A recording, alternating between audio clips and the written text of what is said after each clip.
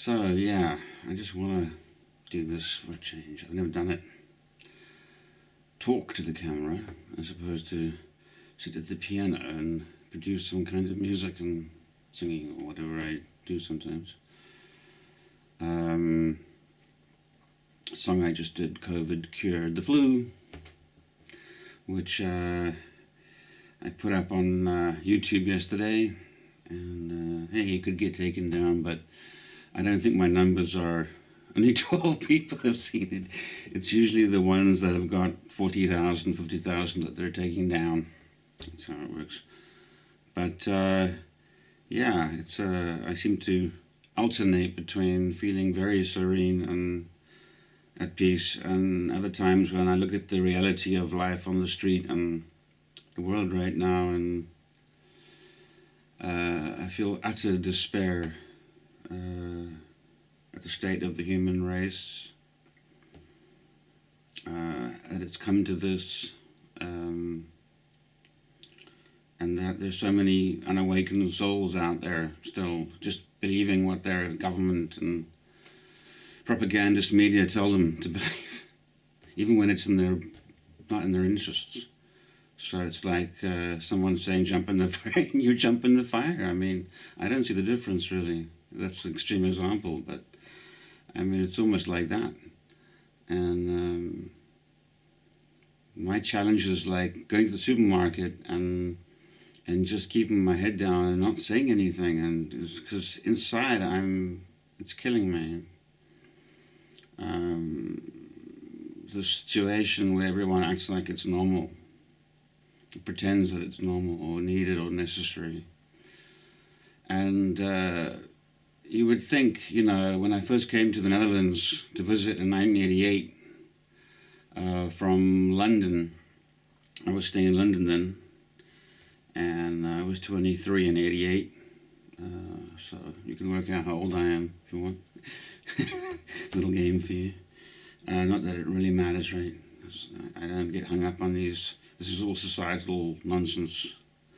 That we have to see everything in these terms. Everything's got to be defined always. And right there is the start of the rot.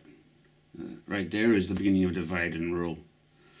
But yeah, it doesn't matter. So I came to Amsterdam, and it was like this crazy circus. It was, I mean, it's so different to what it is now. It was, I had been studying in the United States, and I'd finished my studies, and I was living in London, and yeah, and it was like so wild. It was almost too wild, and it was so free. It was amazing, but it was also dangerous.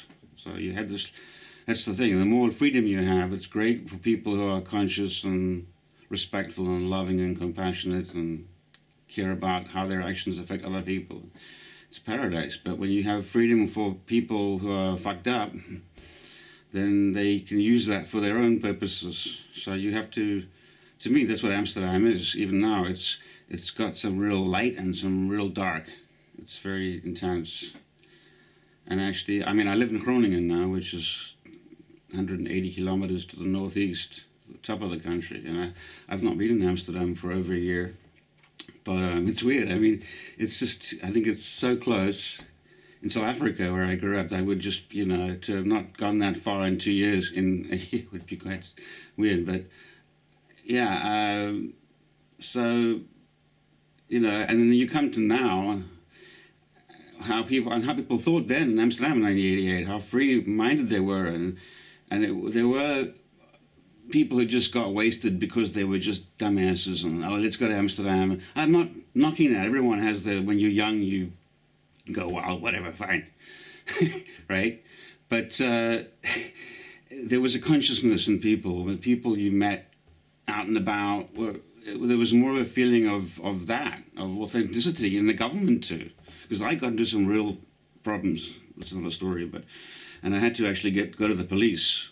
This was a few years later, and get help. And they were very good and compassionate. And I'm not convinced it would be like that now. Maybe, but maybe they've still kept some of that in their society. But now you fast forward to 2020, and how they are handling the situation, and you think, come again? These are the same people? No. They're like zombies now. And I really think it's the European Union with its, which I won't go into that, but in my opinion, it's not what people think it is. I mean, in theory, the idea of unification is wonderful, and that's the positive part. That's what we all want. And they use that. They take those egalitarian ideals and pretend that that's what they're about in all the things they do in the UN and the UNESCO. It's always there. But I remember reading a book a long time ago by Paul Theroux, the travel writer, where he goes all the way down Africa. I think it's called Dark Star Africa or something. Very good book. Very good writer. He came into contact with United Nations personnel and their Land Rovers, and wow, just read what he had to say about them. And that was way before anyone was talking about conspiracies, or that was just an observation of how shallow the operation was. It's just window dressing. It's all it is these people making you think they care for humanity, and they don't. I think there's a huge amount of evidence that they don't. And if I look at my own life, my own personal life, how my own personal struggles and my own family, I won't say any more, but it's yeah, it's not about love or compassion or uplifting people. It's a whole nother mindset. It's keeping everyone in their place, and it's anti-life. It's anti-human, in my opinion. So yeah, I just thought I would try this, and I think it feels nice. I'm enjoying it, and I'll put it on the internet, and if anyone wants to watch, and I think it's a side of me that maybe it should come out more. And what happened to me was I made quite a few albums and things, and for those who've heard them, until April of this year, I made my last album, Fortune Freeway, which is like a classic synth thing, and I feel quite proud of it. But I hope those who've enjoyed it, have heard it, have enjoyed it, and if they do, that they might share that information. I think I've made about $50 out of my album sales thus far, out of my 6 albums. So, and then right after that, in April, my computer basically died. It's a long story, but I won't bore you with the details about it. I don't have a computer system. I don't have my data. I have a very good friend near me who lent me his laptop. He was a very, very decent soul and kind man. And so I'm still in touch with the world using that. And it's an old PC laptop, but it does the job. But I can't record or anything with it. So I had all this time suddenly. Before I was very busy doing all my work, my films, my music. And now I don't have that outlet, so I started getting into the situation in the world, and started, that's why I became an activist, and I've lost quite a few friends, and well, that's the decision. I will never cut someone off unless they're practicing blatant hate speech or something, or I can tell that they're a complete asshole, or there's something wrong there, and they have the wrong intentions of wanting to be my friend, but I just don't get that, it's just very strange. And a little sad, but I can take it on the chin. But so I got into this sort of activism a little bit, and I wrote these songs now, 2 activist songs recently, which I put up. The other one's Sweet Sweet Freedom and COVID Cured and Blue. And I've got to thank one of my favorites, and I've got so much into, there's a lot of people now on YouTube, and they get taken off. They get too many numbers, and they go into BitChute or Brand YouTube or something. But a lot of people with alternative views, and very interesting ones, and not just the idiots that the mainstream would like you to think that they are. That these are very clued up, very, very clued up people, and I find it very inspiring.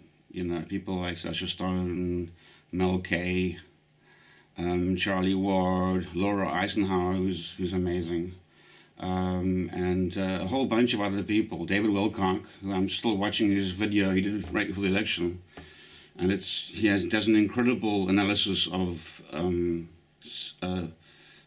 what do you call them? Psychopaths, people who can perpetuate evil without any feeling, and it's how he believes it has to do with their frontal lobe becoming deficient.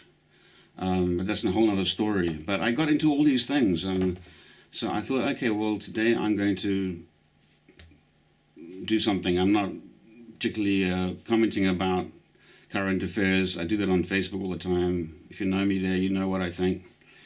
I just thought I would talk to the camera, and it feels good, and I just hope I can get through this situation like the rest of us and not lose it.